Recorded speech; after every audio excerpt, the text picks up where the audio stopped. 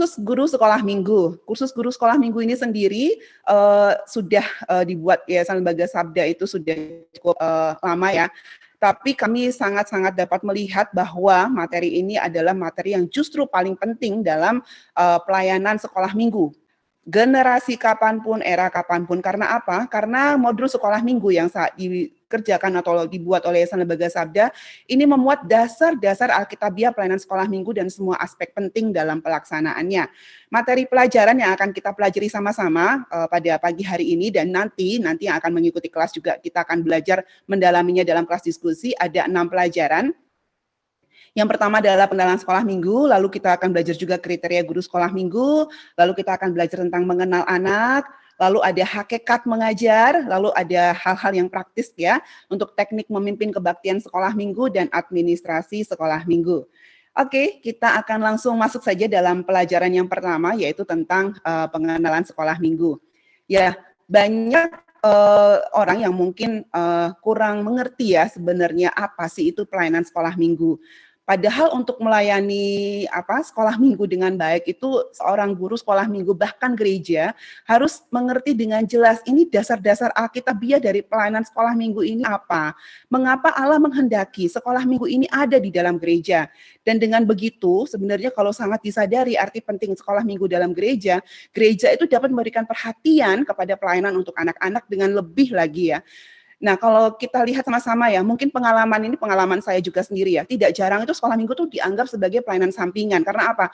Yang kita layani anak-anak kecil, mereka terima apa adanya, apa yang diberikan kepada mereka. Sehingga dengan menyepelekan anak-anak ini, gereja tuh lebih sering memberikan porsi pelayanan yang besar sekali kepada pelayanan jemaat dewasa dibandingkan kepada anak-anak ya. Ini yang menjadi jeritan hati.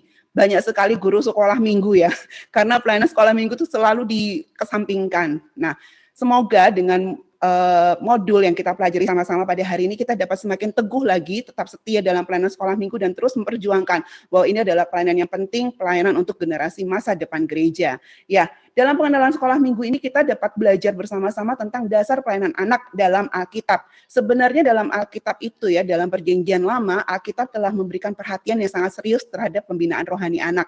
Kalau kita lihat dalam Ulangan 6 ayat 4-7 ya, bahkan sebelum sebelum usia 5 tahun anak-anak telah dididik oleh orang tuanya untuk mengenal Allah Yahweh, Allah yang adalah satu-satunya. Nih ya, dengarlah hai Israel, Tuhan adalah Allah kita, Tuhan adalah satu. Lalu kita lompat ke ayat 7, Ulangan 6 ayat 7. Kamu harus mengajarkan semuanya itu terus-menerus kepada anak-anakmu.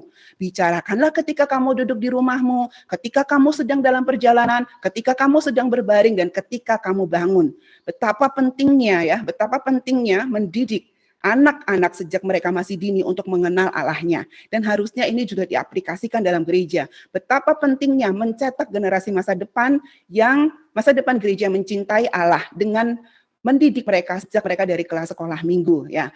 Lalu juga ketika Israel berada di pembuangan ya di Babilonia, Ezra membuka satu tempat ibadah sinagog untuk belajar firman Tuhan dan orang tua mereka wajib mengirimkan anak-anaknya untuk ke sinagog. Mereka dididik di sana ya, dikelompokkan maksimal 25 orang untuk dibimbing ya, untuk berpikir, bertanya, dan guru menjadi fasilitator untuk menjawab pertanyaan-pertanyaan. Tidak heran kalau kita lihat ketika itu Tuhan Yesus dibawa ke Bait Allah ya, umur 12 tahun, di sana dia bisa bersama-sama dengan para ahli Taurat bahkan mencengangkan ya, karena memang sejak kecil dia sudah dididik. Saya yakin Maria dan Yusuf mendidik dia juga untuk mengenal Allah itu, dan dia juga dibawa ke sinagog untuk mendapatkan pengajaran tentang kitab suci tersebut. Dan ini terus berlanjut sampai pada masa Perjanjian Baru, Bapak Ibu Saudara sekalian. Ya, tradisi ini terus dikembangkan pada masa Perjanjian Baru, dan kita juga lihat tadi saya sudah katakan ya, Tuhan Yesus juga menerima pengajaran Taurat di sinagog, dan tradisi mendidik ini terus dilaksanakan secara ketat sampai pada masa rasul-rasul dan gereja mula-mula. Lalu bagaimana dengan saat ini ya? Bagaimana dengan gereja saat ini ya? Kita lihat sekarang memang terjadi pergeseran, terjadi bahwa gereja saat ini tuh agak kurang dalam menekankan pendidikan tentang Allah ya, maksudnya tentang penekanan pengajaran yang penting ini kepada anak. Karena apa? Yaitu tadi memberikan porsi yang lebih besar untuk pelayanan kepada orang dewasa. Next, Tian. Ini ya. Nah, jadi pada abad pertengahan gereja sudah tidak lagi memelihara kebiasaan mendidik anak seperti sebelumnya. Sampai pada akhirnya masa reformasi terjadi gerakan pengembalian pengajaran dengan kelas katekismus. Bersyukur, puji Tuhan ya. Tuhan tetap ingin kembali lagi anak-anak yang masih muda ini, karena hati Tuhan juga ada untuk anak-anak ya, untuk mereka menerima lagi pendidikan dasar tentang kekristenan, tentang Alkitab melalui katekismus atau katekisasi. Nah, mengapa anak-anak? Ini ya, mengapa anak-anak? Nah, nanti kita akan lihatnya. Nah, lalu kita juga bisa kita bisa melihat sejarah pelayanan sekolah minggu. Bagaimana sih bisa ada sekolah minggu, bisa disebut ada sekolah minggu. Ya, banyak mungkin Bapak Ibu Saudara sekalian sini sudah tahu ya sejarahnya dari seorang wartawan di Inggris bernama Robert Rakes ya. Dia adalah salah satu sebenarnya pengusaha, dan ketika suatu saat dia juga seorang wartawan, dia meliput saat itu ada revolusi industri terjadi di Inggris pada abad ke-18, dan dia juga ditugaskan untuk meliput tentang revolusi industri ini, dan dia menemukan banyak sekali, karena itu adalah masa revolusi, banyak sekali anak-anak di bawah umur yang akhirnya juga mereka memilih bekerja di perusahaan-perusahaan, di pabrik-pabrik, ya, karena apa? Mereka habis itu dapat uang kan ya, dan tapi akhirnya mereka juga menjadi gelandangan. Mereka hidup liar, tidak teratur, terutama ketika libur bekerja, ya. Mereka menjadi gelandangan, mereka tidak memiliki cara hidup yang pantas dan sebagainya, dan itu menggerakkan hati seorang Robert Rakes. Dan akhirnya bersama seorang ibu yang bernama Ibu Meredith, dia membuka dapurnya. Dia membuat satu gerakan bagi anak-anak gelandangan ini untuk mereka dididik. Pertamanya tidak langsung dikenalkan kepada Alkitab, mereka dididik dulu untuk memiliki cara hidup yang benar. Mereka diajari membaca, menulis, diajari cara berpakaian yang pantas, diajari cara makan yang baik dan sebagainya di dapur seorang ibu atau Nyonya Meredith ini ya. Sampai akhirnya mereka diajak, ayo kita bersama-sama diajar bernyanyi, diajar membaca Alkitab, dan seterusnya sampai akhirnya muncullah kelas sekolah minggu yang diawali dari dapur Ibu Meredith dengan panggilan pelayanan dari seorang Robert ini ya. Dan sejak saat itu gerakan sekolah minggu yang dimulai di Inggris menjalar ke berbagai tempat di dunia, termasuk negara-negara Eropa lainnya.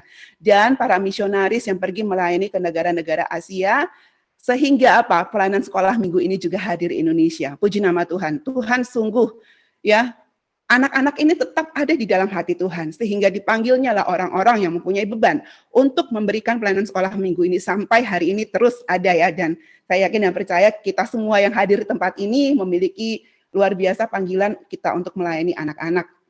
Itu saya singkat saja untuk nanti bisa dilihat di dalam modulnya ya. Nah, mengapa sih anak-anak itu ya? Mengapa anak-anak? Apa yang istimewa sehingga kita harus melayani mereka? Nah, masa anak-anak ini adalah masa yang sangat istimewa. Kita semua bisa ya pernah mengalami masa anak-anak. Ya, ini masa yang paling banyak diingat. Kemarin kami baru saja mengalami kedukaan karena mertua saya meninggal ya. Dan saya tanyakan satu kepada suami saya, kenangan apa yang paling indah kamu rasakan bersama dengan ayah gitu? Dan yang dia jawab adalah kenangan ketika dia masih kecil. Ini sangat memberi konfirmasi lagi kepada saya bahwa masa yang paling banyak diingat ini adalah masa ketika kita masih kecil, ya, karena masa itu adalah masa kita paling banyak belajar, masa di mana kita dibentuk paling muda, sehingga ketika Injil diberitakan, ketika kita menerima firman Tuhan, ya, saya sendiri mengalami, saya tahu, saya banyak baca cerita Alkitab sehingga dan itu sangat menyerap di dalam hati saya sampai hari ini ya. Sehingga saya sangat bersyukur sejak kecil sudah dijejali dengan buku-buku Alkitab, dengan pengajaran firman Tuhan ya, dan tidak terlambat oleh orang tua saya. Dan walaupun memang pelayanan anak ini adalah pelayanan yang sangat luar biasa, tetap saja pasti ada tantangannya. Ya, tetap ada tantangannya ya. Next, Tian. Ya. Ya. Nah, tidak semua anak yang kita layani adalah anak-anak yang ceria, polos ya. Ada juga tantangan yang sering muncul dari gereja sendiri. Itu tadi ya, ini yang menjadi konsentrasi dan doa kita terus ketika gereja belum memberikan perhatian ya.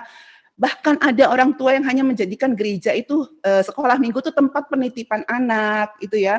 Bahkan ada gereja yang tidak mengadakan pelayanan anak, ya, tidak membuat pelayanan anak di gerejanya karena memang tidak masuk dalam program gereja, ya. Jadi kita lihat pelayanan anak ini pelayanan yang sangat istimewa, ya. Ini adalah hati Tuhan ada di situ. Tetapi banyak juga tantangan-tantangan yang harus dihadapi oleh para guru sekolah minggu yang punya panggilan dalam melayani anak. Dan ini semua sering kita alami dan kita bisa belajar nanti dan diskusikan lagi lebih lanjut di dalam kelas diskusi ya. Tantangan apa lagi nih ya yang ada dan bisa kita sama-sama pelajari ya. Nah, tetapi apapun tantangannya, ini yang harus kita ingat, rencana Tuhan bagi anak-anak ya. Tuhan punya rencana terhadap manusia, terutama rencana keselamatan ya. Tuhan ingin agar banyak orang ya yang sudah jatuh di dalam dosa,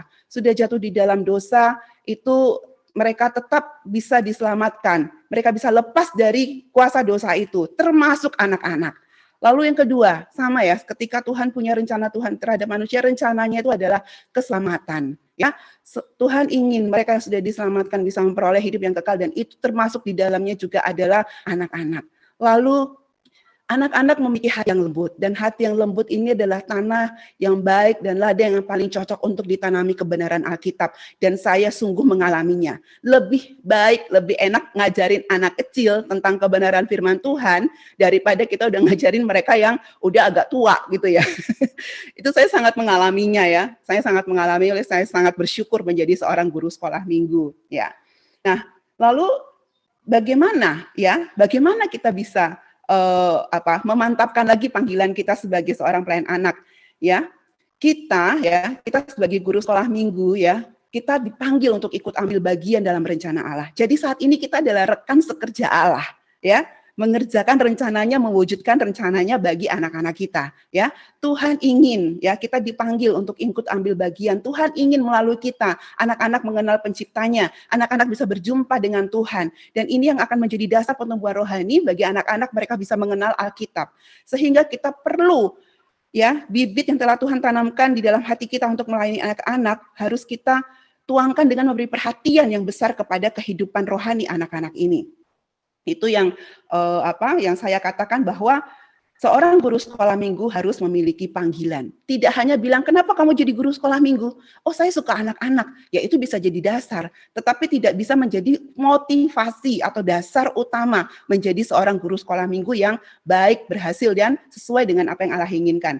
Harus ada panggilan. Ya, next, harus ada panggilan. Jadi, harus bisa melihat visinya. Kita harus punya visi dari Allah, melihat jauh ke depan kerinduan Allah untuk bersekutu dengan manusia. Ya, ini harus tertancap betul di hati kita. Anugerah yang kita sudah peroleh dari Tuhan, ini juga harus menjadi visi yang kita kerjakan ketika kita melakukan pelayanan sekolah minggu. Lalu misinya adalah apa? Anak-anak dapat datang kepada Tuhan Yesus, menerima Tuhan Yesus menjadi juru selamat pribadinya. Dan tujuan ketika kita melayani sekolah minggu, atau tujuan dari sekolah minggu yang memiliki panggilan adalah mengumpulkan, dan tidak hanya mengumpulkan, tetapi memuridkan anak-anak. Sehingga mereka bisa bertumbuh, memiliki kehidupan rohani, kehidupan Alkitabiah, yang terus berkenan di hadapan Tuhan. Dan ini adalah warisan yang tidak akan pernah hilang seumur hidup mereka. Ya, bukan hanya ketika mereka masih anak-anak. Nah, ini adalah pelajaran dalam pelajaran 1 di modul guru sekolah minggu ini. Ya, ini yang sangat-sangat penting. Ya, kalau nanti dipelajari baik-baik, referensi-referensi yang ada di dalamnya juga akan semakin membawa kita semakin, ini loh ternyata ya pentingnya, intinya ketika kita melayani anak, bukan sekedar kita memberi talenta kita bisa nyanyi, talenta kita bisa joget-joget di depan anak-anak, kisah cerita, itu semua hanya cara untuk kita mengajar, tetapi dasarnya mengapa kita mengajar itu yang sangat perlu kita miliki terlebih dahulu sebelum kita melayani anak-anak dalam pelayanan sekolah minggu. Oke, sekarang kita sudah lulus dalam pelajaran pertama, masih ada 5 pelajaran berikutnya. Masih semangat? Oke, ya kita masuk sekarang. Nah, saya ini kriteria guru sekolah minggu yang seperti apa ya? Apakah sudah sesuai dengan apa yang Tuhan mau, atau hanya dengan anggapan saya sendiri, kegeeran saya sendiri. Oh, anak-anak suka sama saya kok, saya lucu, saya imut dan sebagainya. Oh ya, ada kriteria guru sekolah minggu yang harus dimiliki oleh setiap pelayan anak ya. Ya, siapa saja bisa menjadi pelayan Tuhan? Ya pasti siapa saja dan dia mau menerima siapa saja melayani dia. Tetapi ada kriteria-kriteria khusus yang perlu dimiliki oleh seorang guru sekolah minggu. Ya, guru sekolah minggu harus memiliki hati yang baru, ya. Dia memiliki hati yang lapar, haus akan Tuhan. Dia taat, disiplin, mengasihi, beriman, mau mengajar dan memiliki hati yang suci. Nanti bisa dibaca sendiri, ya. Lalu juga ada kewajiban dan tanggung jawab guru sekolah minggu yang harus harus disadari oleh para guru sekolah minggu. Mereka adalah tidak hanya mengajar, tapi mereka adalah gembala. Mereka harus punya hati kebapaan, memberikan teladan, menginjili, mendoakan dan meraih kesempatan. Lalu juga seorang guru sekolah minggu harus selalu ingat, meneladani sang guru agung. Itu yang menjadi kiblat kita, sang guru agung kita, yaitu Kristus. Dia memiliki panggilan yang jelas. Apakah kita punya panggilan yang jelas? Dia menjalankan disiplin rohani. Apakah kita guru sekolah minggu sudah menjalankan disiplin rohani? Apakah kita membiarkan anak-anak datang kepada Tuhan dengan segala apa yang kita miliki dengan keberadaan kita? Apakah kita mau belajar menggunakan berbagai macam metode, karena Tuhan juga menggunakan berbagai macam metode mengajar? Apakah kita sudah mengajar dengan penuh kuasa Roh Kudus, kuasa dari Allah? Kiranya ini menjadi motivasi dan refleksi kita masing-masing ya. Sudah punyakah saya kriteria-kriteria guru sekolah minggu ini? Nah, ketika kita sudah belajar bagaimana menjadi guru sekolah minggu yang baik, kita masuk dalam pelajaran ketiga. Harus kenal anak-anak. Nggak mungkin kita tidak mengenal orang-orang yang kita layani ya. Ya, murid adalah bagian sentral, jadi kita perlu mengenal mereka supaya kita tahu target dan sasaran dan bagaimana kita bisa mengajar mereka, itu ya. Nah, walaupun setiap anak itu unik, tapi Alkitab mengatakan setiap anak adalah manusia utuh. Anak itu bukan setengah manusia ya, karena dia masih kecil, jadinya dia setengah manusia. Ya, dia adalah manusia yang utuh yang memiliki karakteristik rohani sampai belibet nih ya. Oke, nah kita lihat ya, siapakah anak-anak itu di mata Tuhan? Ya, anak-anak itu adalah karunia Tuhan.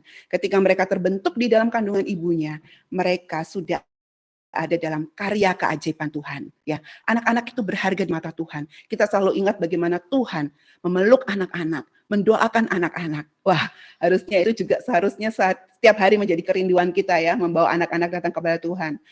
Anak-anak ini adalah manusia yang berdosa. Mereka yang kita lihat begitu lucu, suci, putih, mereka itu kotor sebenarnya, mereka itu berdosa. Jadi di mata Tuhan, anak-anak itu berdosa juga. Mereka juga tidak bisa diselamatkan, tetapi kita bisa membawa mereka datang kepada Sang Juru Selamat itu. Dan mereka sangat memerlukan keselamatan. Ingat ini ya, ketika kita melihat anak-anak dimanapun, ingat ini ya. Dan anak-anak punya banyak sekali macam-macam kebutuhan. Kita bisa belajar nanti ya, kebutuhan-kebutuhannya. Dan kita juga bisa belajar mengenai bagaimana mengenal kebutuhan setiap anak, itu ya. Kita bisa lakukan pendekatan secara pribadi, sehingga kita bisa tahu mereka kebutuhan yang paling besar itu di mana. Kalau tidak pernah ada pendekatan pribadi, kita hanya ngajar sekolah minggu, ketemu mereka seminggu sekali, itu pun kalau setiap minggu kita punya jadwal ya. Kalau enggak, ketemunya paling cuma sebulan sekali atau sebulan 2 kali. Kita harus ada usaha yang lebih ya. Kita nanti bisa lihat di dalam PDF ini maupun di dalam modul GSM ya, pendekatan secara pribadi. Dan yang paling penting adalah kita juga harus belajar tahapan-tahapan usia anak ya. Nah, ini kalau di modul, ini ada anak pratama, anak madya, dan anak remaja. Tetapi di referensi kita bisa lihat ya, yang lebih lengkap bahkan dari yang kelas kecil juga ada ya. Ini kami mulai dari anak pratama. Jadi kita bisa lihat anak yang berusia umur 6-8 tahun, itu ada lengkap ya, secara jasmani, mental, emosi, sosial, dan rohani, itu harus dipelajari agar apa? Kita bisa mengajar mereka dengan tepat ya. Kalau anak pratama itu mereka tuh lebih suka banyak berhayal. Jadi kalau kita bercerita, usahakan untuk bisa membawa hayalan mereka itu membawa hayalan mereka itu terwujudkan dalam cerita dan bisa mendorong mereka untuk berpikir ya, berpikir banyak gitu ya. Mereka juga mereka juga masih suka dengan gambar. Jadi hayalan mereka tuh bisa kita wujudkan, kita deskripsikan dalam satu gambar dan sebagainya. Itu ya. Nanti kita bisa lihat. Lalu juga berikutnya ada anak madya, ya. Anak madya. Anak madya ini sendiri mereka itu sedang masa pertumbuhan yang sangat pesat, jadi mereka untuk aktivitas fisik itu sangat senang, ya. Mereka juga punya daya kreativitas yang sangat tinggi, ya. Mereka suka melihat, sudah mulai memperhatikan penampilan ini, jadi harus diperhatikan ya untuk di kelas madya ini. Lalu setelah itu ada anak remaja, anak pra-remaja. Ini udah mulai agak susah-susah nih ya untuk anak-anak ini, karena mereka sudah perpindahan antara anak-anak menjadi seorang yang lebih besar lagi, lebih dewasa lagi, dan biasanya mereka lebih baper, lebih punya kepekaan yang tinggi. Mereka itu ya punya banyak pertanyaan tentang hidup dan kebenaran. Ya, ini yang harus kita betul-betul dampingi mereka. Dan kita masuk pelajaran yang keempat. Maaf ya, ngebut ini. Ya, untuk hakikat mengajar. Nanti Bapak Ibu Saudara sekalian, kakak-kakak semua bisa melihat ya, bagaimana dalam hakikat mengajar kita bisa melihat dasar-dasar Alkitabiah mengenai mandat mengajar, ya. Bahwa Kristus telah memberikan mandat mengajar bagi kita dan panggilan Allah untuk menjadikan guru sekolah minggu sebagai kawan sekerjanya. Dan peserta dalam mandat mengajar ini bukan hanya guru, ya, bukan hanya murid, ya, tetapi ada Roh Kudus. Ini yang paling penting, ya.